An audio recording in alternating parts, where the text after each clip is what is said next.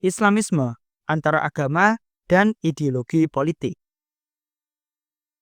Islam merupakan agama yang komprehensif, mencakup aspek spiritual, sosial, hingga etika kehidupan manusia. Namun, dalam konteks modern dan politik kontemporer, muncul sebuah istilah yang kerap kali menjadi bahan diskusi dan kontroversi. Islamisme. Istilah ini tidak identik dengan Islam itu sendiri, melainkan menunjuk pada suatu ideologi politik yang berupaya menjadikan Islam sebagai dasar utama dalam penyelenggaraan negara. Islamisme berkembang sebagai respon atas kolonialisme, sekulerisme, dan krisis identitas umat Muslim dalam menghadapi modernitas. Untuk memahami Islamisme secara adil, perlu dilakukan pembedaan antara Islam sebagai agama dan Islamisme sebagai proyek politik ideologis.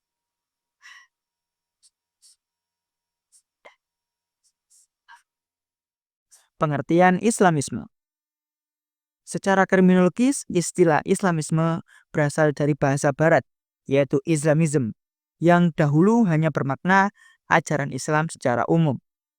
Namun sejak paruh kedua abad ke-20, maknanya mengalami pergeseran.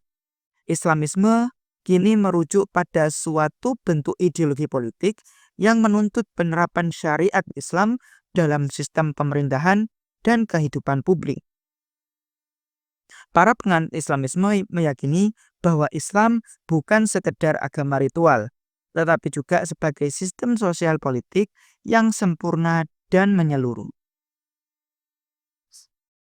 Islamisme tidak hanya bicara soal ibadah, tetapi juga menekankan pada pendirian negara Islam, penerapan hukum Islam, dan penolakan terhadap sekularisme. Dalam hal ini, Islamisme lebih tepat dipahami sebagai bentuk aktivisme politik Islam yang seringkali diwujudkan melalui partai politik, gerakan sosial, hingga perjuangan revolusioner. Latar belakang munculnya Islamisme. Islamisme muncul sebagai respon historis terhadap berbagai dinamika yang dialami umat Muslim. Beberapa faktor penting di balik lahir dan berkembangnya Islamisme antara lain: pertama, kolonialisme Barat. Penjajahan yang dilakukan oleh bangsa Eropa terhadap negara-negara Muslim memunculkan sentimen anti-Barat dan keinginan untuk kembali pada kejayaan Islam masa lalu. Islamisme lahir sebagai bentuk perlawanan terhadap dominasi politik, budaya, dan sistem hukum kolonial. Kegagalan nasionalisme sekuler. Setelah kemerdekaan, banyak negara Muslim mengadopsi sistem nasionalisme sekuler. Namun, banyak dari proyek ini gagal menciptakan keadilan sosial dan kesejahteraan. Kekecewaan terhadap elit sekuler membuka ruang bagi ideologi Islamisme yang menjanjikan tantangan masyarakat berbasis nilai-nilai Islam. Ketiga, krisis identitas dan globalisasi. Dalam era globalisasi, umat Islam menghadapi krisis identitas akibat arus budaya Barat yang kuat. Islamisme menjanjikan identitas otentik yang berbasis pada agama sebagai jawaban atas krisis modernitas. Keempat, kekosongan spiritualitas politik. Bagi sebagian Muslim, politik sekuler dianggap kering dari nilai-nilai moral dan nilai-nilai spiritual. Islamisme hadir sebagai tawaran sistem politik yang diklaim lebih etis dan sesuai dengan kehendak Tuhan. Spektrum Islamisme. Islamisme bukanlah gerakan yang seragam. Ia hadir dalam berbagai bentuk dan pendekatan yang berbeda. Secara garis besar, Islamisme dapat dikategorikan dalam 3 jenis utama. 1. Islamisme moderat. Kelompok ini percaya bahwa Islam dan demokrasi dapat berdampingan. Mereka berpartisipasi dalam pemilu dan menjalankan aktivitas politik secara damai. Contoh, Partai Keadilan dan Pembangunan di Turki atau yang disebut AKP dan Partai Keadilan Sejahtera atau PKS di Indonesia. Mereka menekankan pada reformasi bertahap dalam kerangka sistem demokrasi yang ada. 2. Islamisme revolusioner. Gerakan ini menolak sistem demokrasi modern dan ingin menggantinya dengan sistem khilafah atau pemerintahan Islam murni. Mereka menggunakan pendekatan radikal atau bahkan kekerasan untuk mencapai tujuan politik. Contohnya adalah Hizbut Tahrir yang non-kekerasan tapi revolusioner, dan kelompok jihad seperti Al-Qaeda atau ISIS. Islamisme sosial.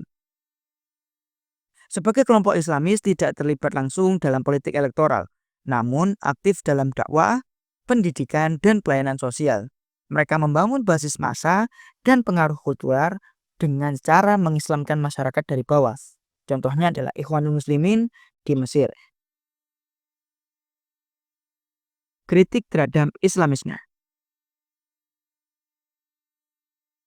Meskipun Islamisme lahir dari semangat religius dan semangat perbaikan umat, banyak kalangan memberikan kritik tajam terhadap pendekatan ideologi ini. Soal penyempitan agama. Islamisme cenderung menyederhanakan Islam hanya sebagai sistem hukum dan kekuasaan, padahal Islam memiliki dimensi spiritual, etika, dan kultural yang jauh lebih luas daripada sekedar proyek politik. 2. Penggunaan agama sebagai alat politik. Dalam praktiknya, banyak kelompok Islamis yang menggunakan simbol dan jargon agama untuk mendapatkan kekuasaan. Ini berpotensi mempolitisasi agama dan menciptakan polarisasi dalam masyarakat. 3. Ketertutupan terhadap pluralisme. Islamisme umumnya memiliki pandangan yang eksklusif dan kaku terhadap perbedaan, baik dalam konteks agama lain maupun dalam internal umat Islam. Hal ini berpotensi mengancam kebinekaan dan demokrasi. 4. Kecenderungan otoritarian. Sejumlah negara yang dikuasai kelompok Islamis menunjukkan gejala otoritarianisme dan represi terhadap hak-hak individu seperti kebebasan beragama, hak perempuan, dan kebebasan pers. Islamisme versus Islam. Salah satu kesalahpahaman umum adalah menganggap Islamisme sebagai Islam itu sendiri, padahal keduanya adalah entitas yang berbeda. Islam adalah ajaran yang bersifat transenden, mengatur hubungan manusia dengan Tuhan, sesama manusia, dan mengatur hubungannya dengan alam. Sementara Islamisme adalah interpretasi politik yang dibentuk dalam konteks sejarah dan ideologi tertentu. Perlu ditekankan bahwa tidak semua Muslim adalah Islamis. Banyak umat Islam yang religius namun menolak penggunaan Islam sebagai alat politik. Bahkan sejumlah ulama besar dari masa klasik hingga modern tidak setuju dengan gagasan negara agama atau khilafah dalam bentuk yang ideologis.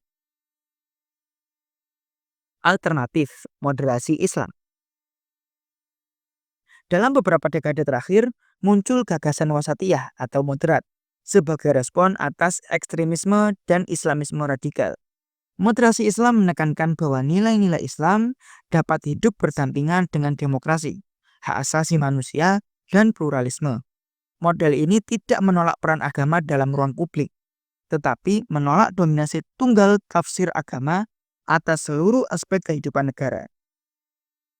Negara seperti Indonesia dengan Pancasila dan keragaman budayanya menjadi contoh negara yang menempatkan Islam dalam posisi spiritual yang kuat, namun tidak menjadikannya ideologi negara. Ini adalah bentuk moderasi yang mencoba menjembatani antara keislaman dan kebangsaan.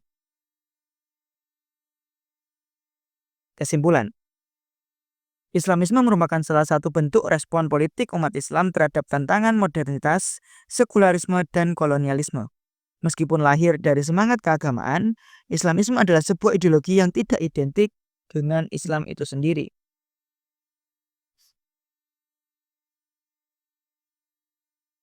Ia memiliki berbagai varian, dari yang moderat hingga yang paling radikal, dari yang demokratis hingga revolusioner.